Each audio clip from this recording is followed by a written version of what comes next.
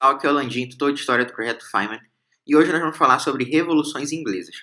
Pois bem, por que falar de revoluções inglesas é importante? Porque as revoluções inglesas vão criar um contexto social, cultural, é, propício para que acontecesse a Revolução Industrial na Inglaterra depois desse período aí. Certo, quais foram os antecedentes das revoluções inglesas? A dinastia que estava reinando na Inglaterra ou no Reino Unido na época era a dinastia Stuart, que era absolutista. Tanto que o auge do absolutismo inglês já aconteceu no reinado da Elizabeth I, que era uma rainha da dinastia Stuart. Só que eu decidi pegar o Jaime I porque ele é pai do Carlos I, que foi o grande causador, ou pelo menos o que foi no reinado dele que aconteceu a primeira Revolução Inglesa. Pois bem, o que já era características claras assim do reino de Jaime I e da dinastia Stuart de modo geral? O absolutismo, aumento de impostos, o parlamento esquecido, ou seja, ele era dissolvido e ninguém ligava em consultar com ele. Havia perseguição aos puritanos, que eram os protestantes lá da Inglaterra, e o avanço da burguesia e da gentry, a gentry, que é a pequena nobreza que não ocupava cargos importantes no governo, esse avanço foi controlado. Então a burguesia que estava crescendo em seu poder estava sendo freada pela nobreza, pela alta nobreza, pelo clero e pelo rei, né? Pois bem, o estopim aconteceu no reinado de Carlos I, que é filho do Jaime I, que ele governava como pai, ele era absolutista.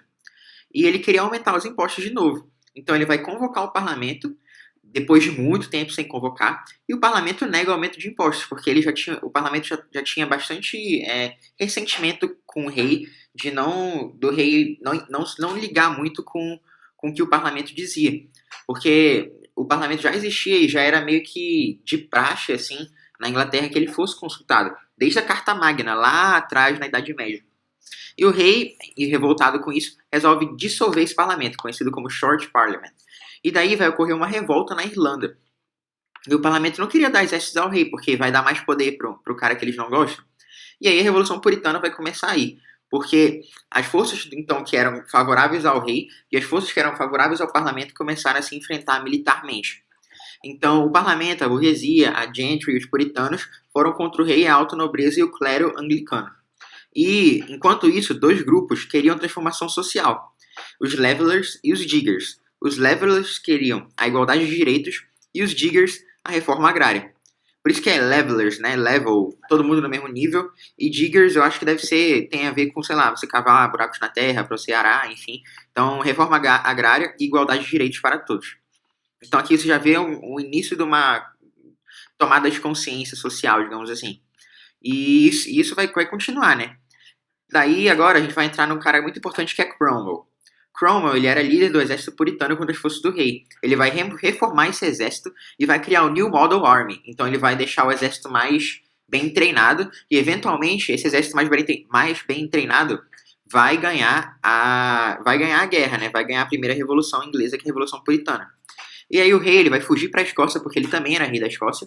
Só que os escoceses, eles vendem ele meio que vendem assim, eles aceitam uma propina assim dos ingleses e ele é retornado à força para a Inglaterra. E com essa fuga, o rei ele é acusado de traição e decapitado. É o primeiro rei inglês que foi morto. Tanto que depois, quando a dinastia Stuart é restaurada, os regicidas, né? Regicida é quem mata o rei, vão ser também procurados e mortos. Mas aí a gente vai chegar lá ainda. Então, depois que o rei ele é acusado de traição e decapitado, vai ser fundada a República Inglesa, com Cromwell por líder. Só que o Cromwell, ele rapidamente se transforma em um ditador e dissolve o parlamento. Então é meio engraçado isso, porque ele lutava contra a tirania, mas acabou se tornando tirano também. Só que esse período da República foi um período de crescimento econômico, porque o Cromwell vai fazer os atos de navegação. Ou seja, os navios, as mercadorias estrangeiras que chegassem na Inglaterra só podiam chegar na Inglaterra por meio de navios ingleses.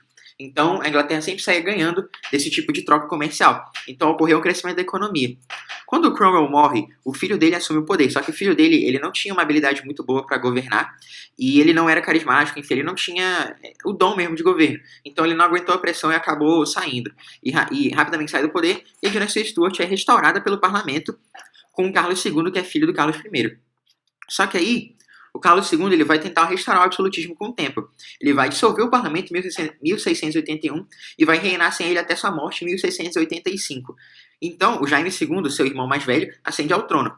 E não sei se é irmão mais velho, ou seu irmão ascende ao trono. E aí o parlamento vai formar uma conspiração contra os Stuarts, porque ele viu que não tinha mais como manter aquela dinastia no poder, não tinha mais como haver o absolutismo. E ele vai colocar o genro do Jaime, o Guilherme de Orange, que era um cara da Holanda, para ser rei. Então ele vai convocar esse cara, e essa é, digamos, a conspiração, né? Sobre a condição que ele aceitasse um documento chamado de Bill of Rights, ou Lei dos Direitos, enfim. Então, o que isso dizia, né? Que o rei, ele basicamente instalava a monarquia parlamentarista, né? O rei teria que consultar o parlamento antes de fazer as coisas, enfim. Então, o rei reina, mas não governa, basicamente. Então, o Guilherme de Orange aceita e ele vai vir na Inglaterra com exércitos em 1688. Só que o Jaime II ele não vai resistir e se exila, porque ele vê que não tem como resistir àquilo. Então, essa vai ser conhecida como a Revolução Gloriosa. Revolução Gloriosa porque ninguém morreu, não houve derramamento de sangue, enfim. E aí que vai começar a monarquia parlamentarista que perdura até atualmente. E bem, por que isso é importante, né? Porque isso vai deixar a Inglaterra um país mais liberal, ou seja, as ideias vão conseguir florescer lá sem terem, digamos, os empecilhos do absolutismo e coisas assim, além de que a burguesia vai conseguir crescer de uma maneira mais fácil e acumular capital, essas coisas, lá na Inglaterra do que em outros países. Por isso que lá vai começar a Revolução Industrial, fora fatores locacionais, fatores de recursos naturais, enfim. Também vai ser por causa desse fator social, né, de uma sociedade mais liberal mesmo, de um modo geral. Liberdade de expressão, liberdade de religião, depois que aconteceu essa Revolução Gloriosa. Então é muito importante a gente entender as revoluções inglesas para saber por que acontece a Revolução Industrial na Inglaterra. É isso a aula, muito obrigado. Não se esqueçam de ver o que foi postado no AVA sobre esse assunto, que é muito importante, os mapas mentais, e é isso aí. Muito obrigado.